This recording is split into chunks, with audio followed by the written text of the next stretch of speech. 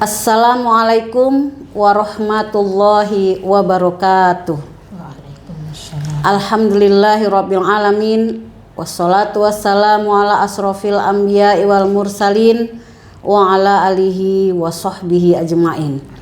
Alhamdulillah, kita panjatkan puji dan syukur kita kehadirat Allah Subhanahu wa taala, yang mana pada kesempatan yang berbahagia ini kita dapat berkumpul di studio informasi keagamaan Medan Amplas.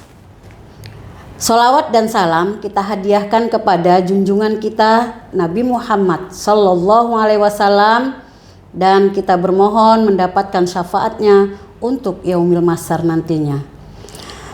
Baik, pada kesempatan hari ini kita akan mulai diskusi kita, yaitu dengan tema perempuan yang tangguh dengan 5 pilar untuk menjadi perempuan yang tangguh. Hadir di tengah-tengah kita sebagai narasumber pada hari ini Ibu Haja Nunung. Kita sapa dulu Ibu Haja Nunung. Assalamualaikum Ibu. Waalaikumsalam warahmatullahi wabarakatuh, Mbak Dewi. Alhamdulillah, kami ucapkan banyak terima kasih kepada Ibu yang bersedia hadir pada kesempatan yang berbahagia ini di studio kami, Studio Ikma Channel Medan Amplas. Baik Ibu, sebelumnya ada yang mau kita kembangkan dalam tema kesempatan hari ini. Masalah perempuan yang tangguh, bukan masalah ya Bu, artinya kekuatan perempuan yang tangguh. Nah, tuh menurut perspektif Islam, Ibu mungkin lebih paham bagaimana perempuan yang ada sekarang dan mengikuti dengan sejarah-sejarah Rasulullah. Silahkan Bunda. Baik, terima kasih Mbak Dewi atas waktunya untuk podcast kita pada kesempatan pagi hari ini, yaitu bersama Ikma, Informasi Keagamaan Medan Amplas. Syukur, alhamdulillah, puji syukur kehadirat Allah Subhanahu wa taala. Semoga kita selalu diberi Allah kesehatan, keafiatan, dan selalu diberi umur yang panjang. Amin, untuk bisa kita beramal dan mengerjakan apa yang diperintah Allah dan dijauhi apa yang dilarang Allah. Terima kasih sekali lagi pada kesempatan pagi hari ini. Baik, bismillahirrahmanirrahim. Walhamdulillah, pendengar podcast Ikma Medan Amplas yang dirahmati Allah. Jika kita membuka kembali lembaran surah Nabawiyah, kita akan mendapat potret ketangguhan perempuan yang sangat-sangat tangguh. Sekelumit garis besarnya, siapa sih wanita yang tangguh itu? Mari kita kenang dulu Ibunda Khadijah binti Khuwailid, sosok perempuan mandiri, pembisnis ulung, yang cerdas dan kaya raya. Namun esensi ketangguhannya bukan sekedar pada kekayaannya, melainkan pada keteguhan jiwa, ketenangan mental, dan totalitasnya dalam mengorbankan seluruh harta jiwa raganya untuk mendukung dakwah Rasulullah Shallallahu Alaihi Wasallam, yang semua orang pasti tidak akan melupakan siapa sosok Khadijah tersebut. Kita juga melihat Ibunda Aisyah binti Abu Bakar, seorang intelektual sejati dengan daya ingat luar biasa yang menguasai ilmu fikih, hadis, politik, hingga pengobatan beliau menjadi guru bagi para sahabat senior dan fondasi peradaban ilmu pasca Abu Bakar, yang dalam kondisi hamil tua dengan berani mendaki gunung terjal di Gua Sur di kegelapan malam. Demi apa? Demi mengantarkan logistik bagi Rasulullah Shallallahu Alaihi Wasallam. Maka ketangguhan seorang muslimah bukanlah tentang menyayangi kodrat laki-laki secara fisik, Mbak Dewi, tetapi melainkan tentang kekuatan visi hidup, ketahanan mental, kedalaman ilmu, dan kokohnya spiritualitas di hadapan Allah Subhanahu wa taala. Ya, itu dulu. Baik, itu sejarah tentang wanita yang ada di tengah-tengah Nabi kita, Nabi Muhammad SAW, yang banyak membantu Rasulullah, Rasulullah untuk menghadapi atau menjalankan syiar-syiar Islam pada masa Rasulullah SAW. Nah, bagaimana pula kalau ternyata ketangguhan wanita-wanita Rasulullah ini kita kolaborasikan dengan ketangguhan wanita yang ada pada zaman sekarang ini, Bunda. Bisa Bunda kasih masukan bagaimana perempuan yang tangguh pada masa sekarang ini mengikuti jejak perempuan tangguh pada masa Rasulullah SAW. Iya, baik Mbak Dewi, terima kasih kembali. Memang selayaknya lah kita seorang wanita perempuan harus punya pegangan dan karakter yang harus menjadi tambuk atau pegangan kita lah dalam 5 karakter ini yang nanti akan kita paparkan. Siapa kita sebenarnya, siapa wanita yang tangguh ini. Nah, ini kita bahas Mbak Dewi. Pertama kita lihat karakter pertama, taat dan takwa kepada Allah Subhanahu wa taala. Nah, ini adalah fondasi dari segala fondasi di mana perempuan tangguh tidak mengandalkan validasi manusia atau kekuatan fisik, melainkan menggantungkan seluruh hidupnya kepada Sang Khalik atau Sang Pencipta dengan ketakwaannya yang bersifat konsisten secara pribadi. Contohnya seperti kita lihat Ummu Sulaim ketika dilamar oleh Abu Tolha yang saat itu belum masuk Islam, dengan mahar yang sangat mewah, dengan keteguhan prinsip iman yang menghujam, beliau menolaknya dan mengatakan, maharku adalah keislamanmu. Apa kata Tolha? Jadi apa sebenarnya maumu? Dengan harta yang bergelimang banyak untuk melamarmu, kamu tidak mau. Tetapi apa kata Ummu Sulaim? Dia mengatakan beliau hanya mengingin satu saja, masuklah kamu Islam.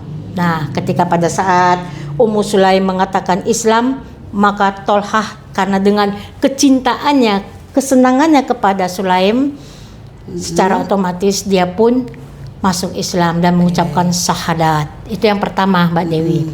Yang kedua, kita lihat pula karakter kedua itu berpengetahuan luas, intelektual yang berwawasan. Seperti kita lihat, Islam tidak pernah mengekang perempuan untuk cerdas. Untuk menuntut ilmu adalah kewajiban yang setara. Saya sangat tertarik sekali yang dikatakan Imam Syafi'i, man aradat dunya fa'alaihi bil ilmi wa man aradal fa'alaihi bil ilmi wa man huma aradat fa'alaihi bil ilmi. Apa kata Imam Syafi'i? Kalau kamu mencintai dunia, maka dengan ilmu.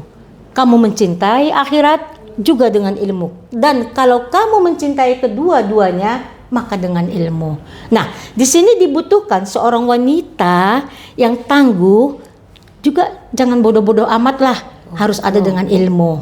Walaupun, tetapi dalam tanda konteks ilmu ini bukan hanya ilmu sekedar ilmu, tapi ilmu yang bisa menyokong untuk kemajuan, kemaslahatan umat dan sebagai dakwah bagi wanita tersebut. Itu yang karakter kedua.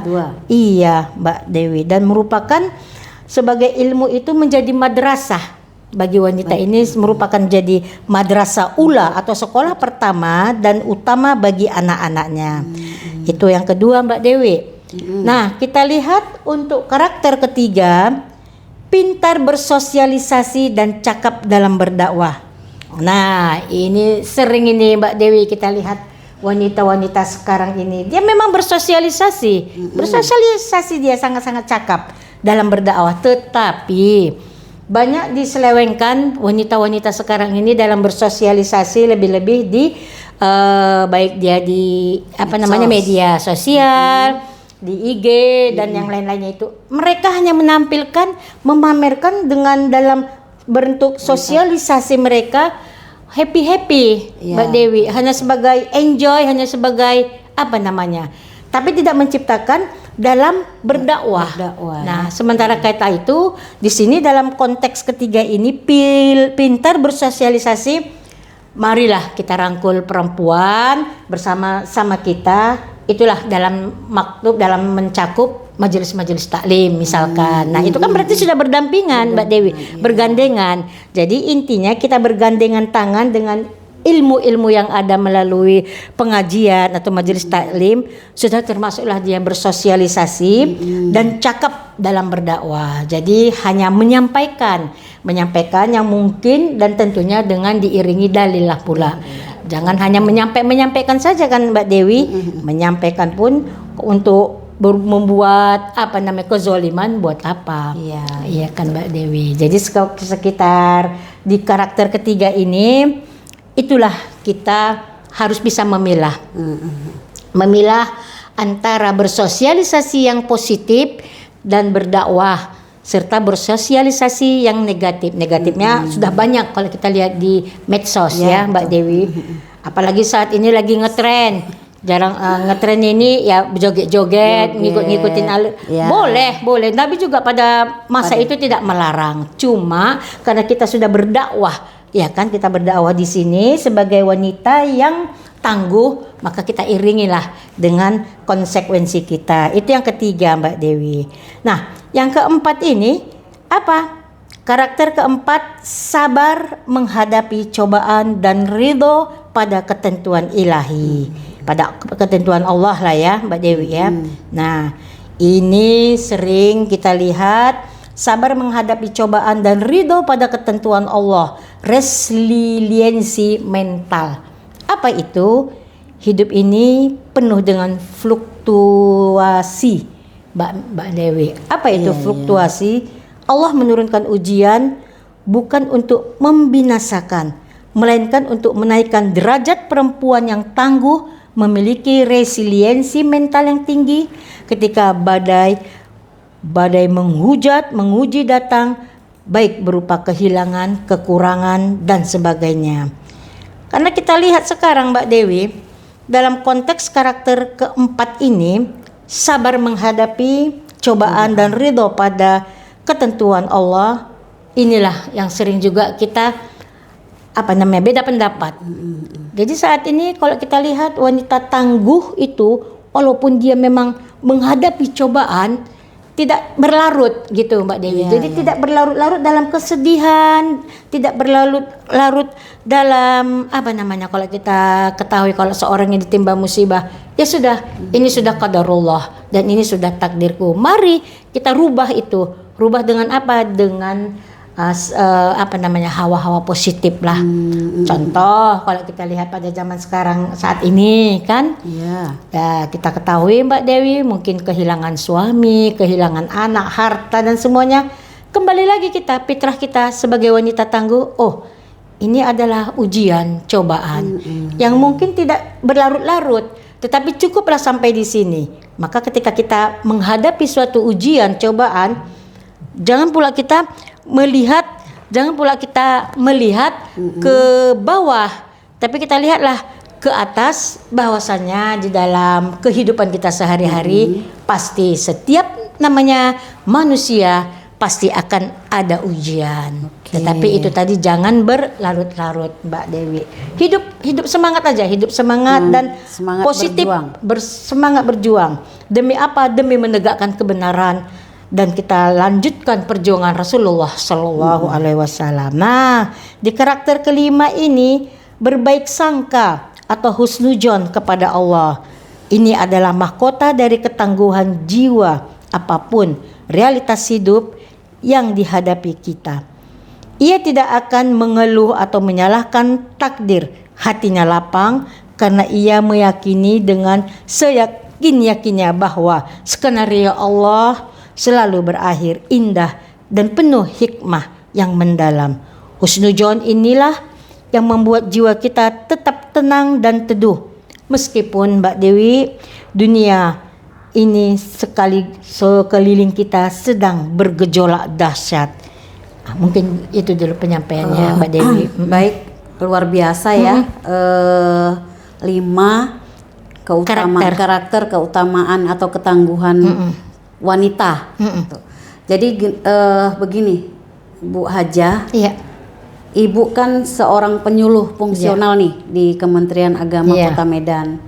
Nah, adakah hubungannya atau apakah seorang penyuluh juga berperan untuk mendakwah atau membantu wanita-wanita seperti di luar sana untuk menjadi wanita tangguh yang kita inginkan sesuai dengan 5 karakter tadi.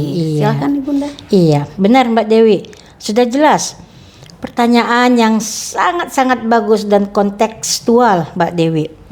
Islam tidak melarang perempuan untuk berkarya, bekerja atau beraktivitas di ruang publik sejauh hal tersebut membawa kemaslahatan. Mendapat izin dari mahram atau suaminya serta tidak mengabaikan kewajiban seorang wanita, terutama sebagai seorang istri maupun ibu dari anak-anak dalam keluarga. Nah, kaitannya Mbak Dewi yang Mbak Dewi sampaikan itu dengan pintar bersosialisasi, ya kan? Bagi perempuan yang aktif di luar rumah adalah bagaimana sih ia mampu menjaga marwah. Nah, izzah, izzah, kehormatan dan iftah, kesucian diri. Pintar bersosialisasi di luar rumah berarti ia cakap berkomunikasi secara profesional namun tetap menjaga kebatasan pergaulan atau ikhtilaf yang tidak terkontrol. Contohnya begini Mbak Dewi.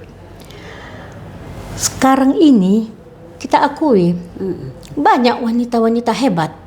Banyak. Di sekeliling saya pun ada beberapa wanita yang saya lihat. Dia seorang dosen, dia seorang katakanlah juga mengais rezeki kan seperti itu. Tetapi pada maaf kata kalau kita lihat secara kekeluargaan dia, saya lihat dia kelewat ada rasa arogan. Nah, tanda kutip arogan seperti apa? Seorang dosen wanita yang memang sama-sama mengais uang rezeki bersama suaminya, tapi level lebih tinggi dia. Kalau level mungkin dia dosen, sementara suaminya kerja lepas. Kerja lepas dalam tanda kutip, ada rezeki dikerjakannya, ada job dikerjakannya, tidak ada di rumah seperti itu. Nah, di situ sudah jelas tidak ada kita wanita tangguh ini meremehkan seorang pemimpin kita, imam kita, kan begitu kan Mbak Dewi? Kenapa? Sebaik-baiknya, seburuk-buruknya suami itu tetap adalah imam kita. Jadi kita jaga marwah suami kita jaga marwah anak-anak kita, keluarga kita. Dengan apa?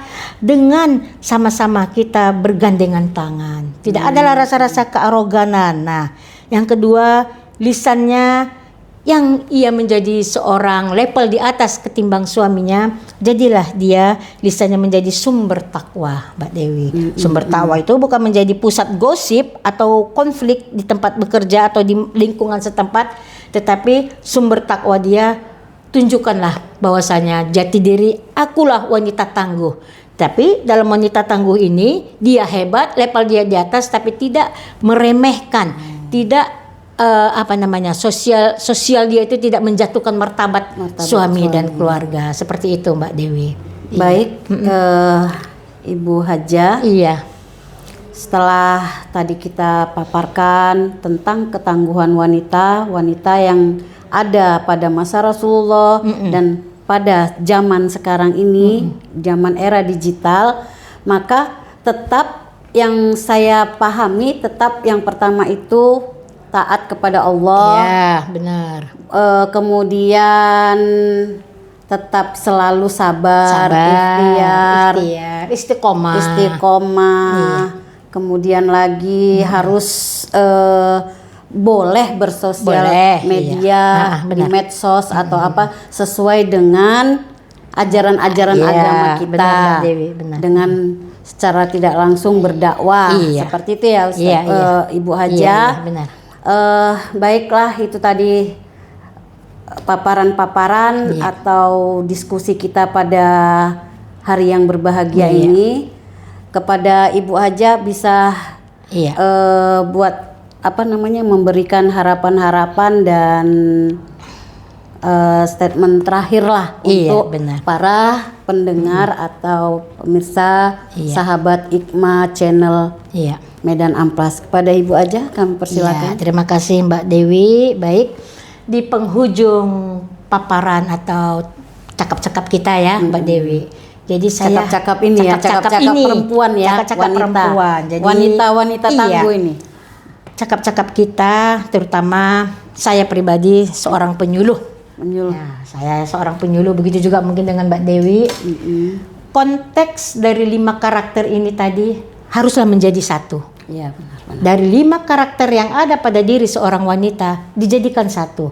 Apa itu dijadikan satu? Jadilah dia momentum bahwasannya dia bisa merangkul semua yang 5 karakter ini. Iya. Tanpa apa? Tanpa harus mendengar ocehan orang, tanpa harus mendengar selintingan-selintingan dari kanan kiri, tetapi fokus bahwasanya kita wanita tangguh yang mempunyai 5 karakter ini harus bersatu padu. Dalam konteks bersatu padu ini, kitalah semua, kita yang menjadi, kata orang di keluarga, kitalah tuan rumah, kitalah menjadi tamu, kitalah yang Menjadi mengayomi ratu. dan menjadi semuanya lah. Jadi semuanya itu kita. Kembali lagi kepada diri kita, tidak usah tergerus dengan akhir zaman saat ini. Ini kita udah mendekati akhir zaman ini, Mbak Dewi.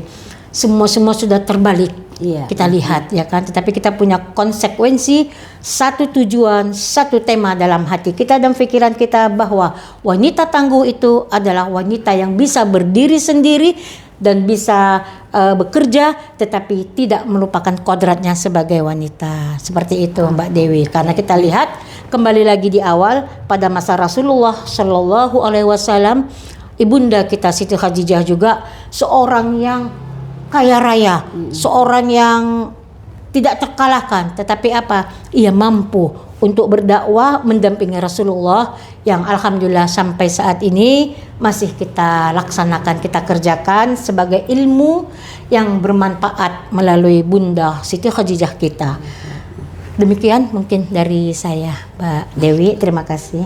Terima kasih Ibu Haja Iya. Nunung Ismayanti yang telah meluangkan waktu untuk hadir diskusi kita di Ikma Channel Medan Amplas. Ya.